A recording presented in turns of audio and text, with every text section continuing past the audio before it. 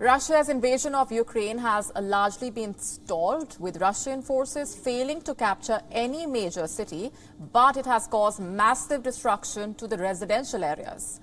And now the American President Joe Biden has said that the Russian president is considering the use of biological and chemical weapons in the war against Ukraine. These remarks from the American president coming after Russia's defense ministry accused Kiev of planning a chemical attack against its own people. Russia said Kiev will blame Moscow for using them. At a business roundtable event, Joe Biden said that Russia's false accusations illustrate that Vladimir Putin himself is weighing using chemical weapons in Ukraine. Biden's statement was not supported with any evidence. Listen into what he said. His back is against the wall, and he's talking about new false flags he's setting up, including he's asserting that we, America, have biological as well as chemical weapons in Europe. Simply not true. I guarantee you. They're also suggesting that Ukraine has biological and chemical weapons in Ukraine. That's a clear sign he's considering using both of those. These remarks echoed prior comments by officials in Washington and allied countries. They have accused Russia of spreading an unproven claim that Ukraine had biological weapons and a biological weapons program, and that will be a possible prelude to potentially launching its own biological or chemical attacks. The Pentagon, meanwhile, said that Russia is boosting air and sea military operations as it struggles to turn the tide of war in Ukraine. The U.S. Defense Department also said that the dexterity of the defense mounted by Kiev is stalling the Russian invasion. The Pentagon said that Russia has increased activity in the northern Black Sea. A senior U.S. defense official, in fact, said the Kremlin is desperate to increase its momentum as the troops have grown frustrated.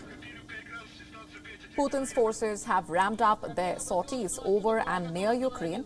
More than 300 missions were flown in the last 24 hours. In a bid to deny Russian superiority in the skies, Kiev has also increased its own air operations. What we're seeing, again, we think, is the Russians reacting to this lack of progress by stepping up these attacks to try to forcing this violence on the Ukrainian people to force the surrenders of cities and towns that they have not been able to make any progress on the ground. And for more on these developments, our correspondent Giles Gibson sent us this report from Latvia. Take a look.